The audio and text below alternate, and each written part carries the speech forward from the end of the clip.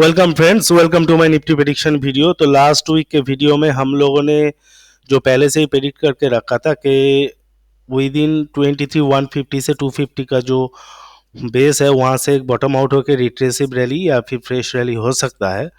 तो उसके लिए हम लोगों ने निफ्टी के लिए जो टारगेट दिया था 24,500 प्राइमरी टारगेट, तो Nifty just short of that वहाँ तक ऑलमोस्ट पहुँच चुका है। एंड बैंक निफ्टी में जो टारगेट दिया था 52,700, तो वहाँ पे बैंक निफ्टी पहुँच चुका है।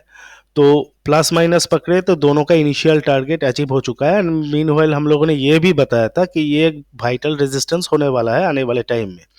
तो अभी आगे चल के क्या होने वाला है उसके लिए डिस्कस करेंगे हम लोग। उसमें FII data plus GDP, dollar, crude सबको लेके एक डिस्कस करेंगे कि मार्केट में क्या हो सकता है।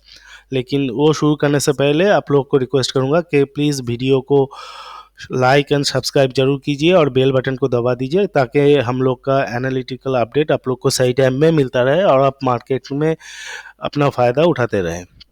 तो अभी शुरू करते हैं, क्या हुआ, कैसे हुआ, क्यों हुआ।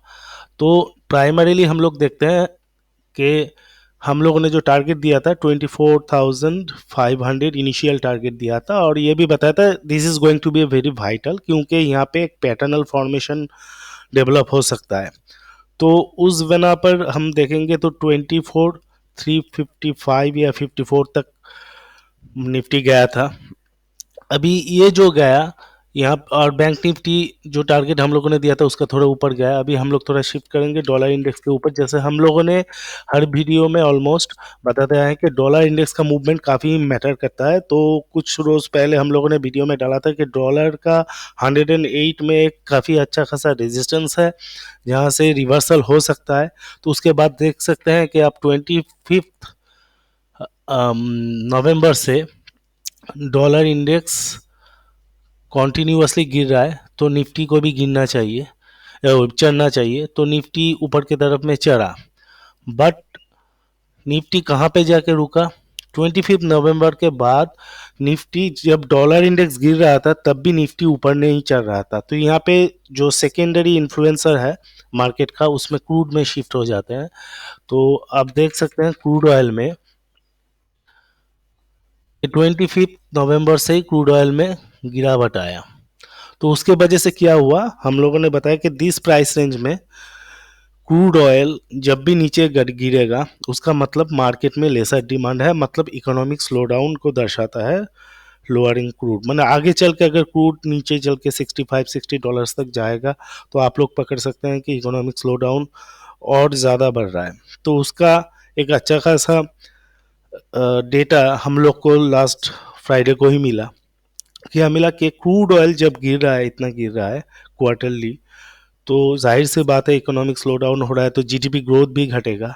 तो जीडीपी ग्रोथ जो फर्स्ट क्वार्टर के लिए था 6.5%, वो एस्टिमेटेड तो दिस टाइम था 5.8 से 5.9, बट उससे भी नीचे मतलब बिलो एक्सपेक्टेशन 5.4 आ गया। तो यही चीज़ हम पिछले 3-4 महीने से सेवरल वीडियोस में बताते आए कि क्रूड ऑयल का गिरना अभी मार्केट के लिए ओवरऑल इम्पैक्ट जो है नेगेटिव है, क्योंकि वो दर्शाता है कि मार्केट में क्रूड का डिमांड कम है, मतलब इंडस्ट्रियल यूटिलाइजेशन कम हो रहा है, मतलब इकोनॉमिक स्लो डाउन हो रहा है, मतलब जीडीपी ग्रोथ कम होगा, तो वो मार्केट को इम्पैक्ट करेगा। तो this is why dollar index जब कॉन्टिन्यूसली गिर रहा है, मतलब कल भी लोअर लो किया फ्राइडे को, बट क्रूड ऑयल क्योंकि ऊपर नहीं चढ़ पा रहा है। आप देख सकते हैं क्रूड ऑयल कल हल्का सा ऊपर गया था, निफ्टी भी ऊपर की तरफ में बाउंस बैक किया था, बट ज़्यादा ऊपर नहीं गया क्योंकि जीडीपी डेटा अवेटेड था। अभी जीडीपी डेटा आ गया है। अभी समझ लीजिए यहाँ पे क्रूड ऑयल ओवरनाइट इतना नीचे आया, ऑलमोस्ट इसका जो रिसेंट लो है उसके आसपास आया है। In the mean time GDP data भी काफ़ी ख़राब आया है। तो इस पॉइंट ऑफ व्यू से देखें, प्लस डॉलर इंडेक्स भी थोड़ा सा ऊपर चढ़ा है, तो इस पॉइंट ऑफ व्यू से देखेंगे तो मंडे एक गैप डाउन ओपनिंग होना चाहिए। अभी कहाँ तक निफ्टी क्या कर सकता है उसको थोड़ा टेक्निकली हम लोग समझने की कोशिश करते हैं। देखिए, आफ्टर 1 2 3 4 5 इम्पल्सिव वेब, हम जो मिनिमम पॉसिबल रिट्रेसमेंट वेब जो पकड़ते हैं 45 to 50%, तो उस हिसाब से निफ्टी को 26,700 से 800 तक, 24,700 से 800 तक जाना है, बट वो सीधा नहीं जाएगा।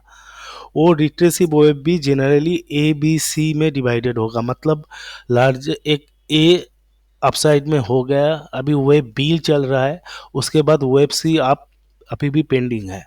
लेकिन ये डाउन साइड कहाँ से रिवर्स करेगा कि नहीं, उसके लिए हम किस लेवल तक वेट करेंगे।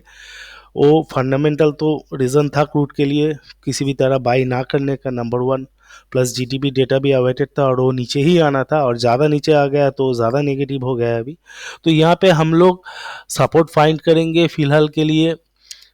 अगर कल गैप डाउन होता है या जैसे भी वो फॉल होता है मार्केट में, प्राइमरी सपोर्ट हम लोग को एक मिलेगा 23,770 से 810, या फिर आप पकड़ सकते हैं प्लस माइनस 23,800। और उसके नीचे आएगा जो ये लास्ट रैली हुआ है उसका 61.8% रिट्रेसमेंट, दैट इज 23,680। और क्योंकि यहाँ पे एक इन्वर्स हेड एंड शोल्डर का प्रोबेबिलिटी बन रहा है, तो यहाँ पे हम लोग 23,600 तक भी नीचे एक्सपेक्ट कर सकते हैं। तो जब तक 23,600 ब्रेक नहीं होता है तब तक there is all the chance कि मार्केट फार्दर ऊपर के तरफ में जाए आने वाले टाइम में 24,700 से 800 तक। बट प्रायर टू दैट ये 24,350 और 24,500 काफ़ी टफ रेजिस्टेंसेस है, बट पैटर्नली हम लोग एक प्रोजेक्शन रख सकते हैं कि अगर आने वाले टाइम में मार्केट लोअर साइड में जैसे 23,800 या 600 या 680 किसी भी जगह पे बॉटम आउट करता है, तो आने वाले टाइम में मार्केट ऊपर चढ़ के प्राइमरीली फिर वही 24,350 500 को टेस्ट करेगा। उसको अगर ब्रेक कर पाता है तो इमीडिएटली 200-300 पॉइंट्स का फर्दर रैली देखा जा सकता है। But as per fundamentals are concern, crude का ट्रेंड डाउन है, तो डॉलर का जो पॉजिटिव इम्पैक्ट है उसको क्रूड खा जाएगा। जीडीपी डेटा डाउन है, क्रूड फर्दर डाउन आएगा तो काफ़ी लोगों को समझ में आ जाएगा कि मार्केट में आगे चल के और स्लो डाउन हो सकता है। तो मतलब ये अभी पल्ला ज़्यादा भारी है रिट्रेसिव वेब के तरफ instead of fresh rally, but हम फिर भी दोनों ऑप्शंस खुले रखेंगे। तो अभी हम लोग का प्राइमरी ऑब्जेक्टिव यही है कि देखना अगर मंडे गैप डाउन ओपनिंग होता है तो इनिशियल सपोर्ट्स जो मैंने मेंशन करके रखा है 23,770 से 810, देन 23,680, ये एक अच्छा खासा एक्यूमुलेशन जोन है for trading purpose. But mid to long term purpose मैं सजेस्ट करूंगा किसी भी तरह का फ्रेश एंट्री या एक्यूमुलेशन ना किया जाए। आप स्विंग ट्रेडिंग कर सकते हैं एंड निफ्टी में भी ट्रेड कर सकते हैं, but for long term, mid to long term investment हम लोग को थोड़ा और वेट करना पड़ेगा। हाँ, जो लोग SIP करते हैं उसके लिए सब ठीक है, कोई दिक्कत नहीं है। तो अगर निफ्टी इधर आ जाता है तो तब भी निफ्टी का वेब सी आप करने का पूरा जगह है। एंड अगर उसमें हम लोग का जो प्राइमरी एक्सपेक्टेशन है कि रिट्रेसिव वेव होगा 45 to 50% तक, क्योंकि जितना नीचे गिरेगा उतना 61.8% का चांस रूल आउट हो जाएगा। तो 61.8% रिट्रेसमेंट एंटायर फॉल का जो है वो अराउंड 25,132 है। तो वहाँ तक जाने का तो आसान नहीं दिख रहा है, क्योंकि अगर A=C प्लस माइनस होना है तो यहाँ पे समझ लीजिए अगर 23,680 मतलब 23,700 भी आता है, वहाँ से 1100 पॉइंट भी ऐड करेंगे तो 24,800 ही आ रहा है, और 24,776 हो रहा है 50% रिट्रेसमेंट लेवल। इसलिए मैंने बोला कि 45 to 50% को पकड़िए, क्योंकि एग्जैक्ट 50 नहीं होता है, कभी भी 44, 45, 46, 47 इतना परसेंट भी रिट्रेस करके मार्केट रिवर्स करता है जनरली। तो उसको ही हम 50% 80% पकड़ लेते हैं। तो उसके बाद अगर मार्केट चाहेगा आने वाले टाइम में क्रूड गिरेगा तो हो सकता है हम लोग को लोअर लो मिल जाए, करीब करीब 22,000 एंड लोअर देन दैट। तो हम लोग को उस हिसाब से मीडियम टू लॉन्ग टर्म में कोई इन्वेस्टमेंट नहीं करना है, स्ट्रिक्ट हम स्विंग ट्रेडिंग कर सकते हैं, स्ट्रिक्ट स्टॉप लॉस। और निफ्टी का जहाँ तक सवाल है, यहाँ पे सपोर्ट मैंने बता दिया है। अभी भी मुझे लग रहा है पैटर्नली एंड एलिवेट वेब वाइज कि यहाँ से ये जो ग्रीन चैनल हम लोगों ने डाला है, या फिर यहाँ से मार्केट रिवर्स करेगा। अगर ये करेक्शन का हम लोग ए बी सी पकड़ते हैं तो अराउंड 23,680 690 एक टारगेट बन रहा है, यहाँ से मार्केट रिवर्स कर सकता है।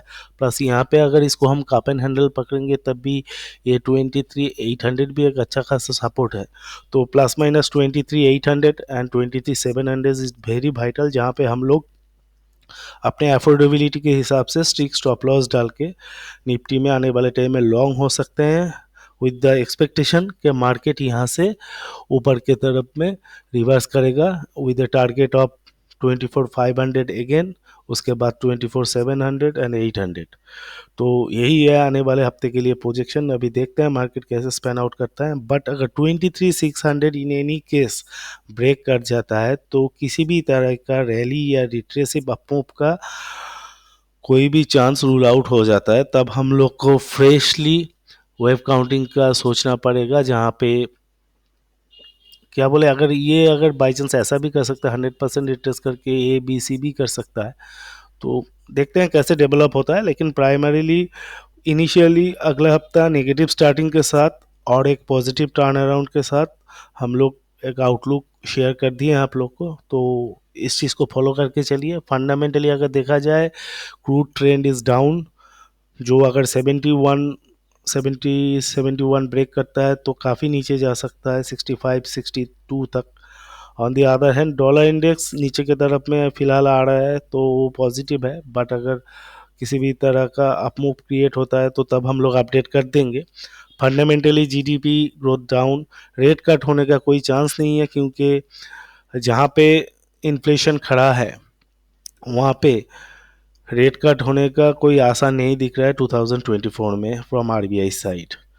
फिर उसके लिए मार्केट को 17-18 जब फेड मीट है तब के लिए इंतज़ार करना पड़ेगा। लेकिन डोमेस्टिक फंडामेंटल्स थोड़ा वीक है, इसलिए देखिए डाउ जोन्स अच्छा खासा रैली करने के बावजूद मार्केट अच्छा परफॉर्म नहीं कर पा रहा था।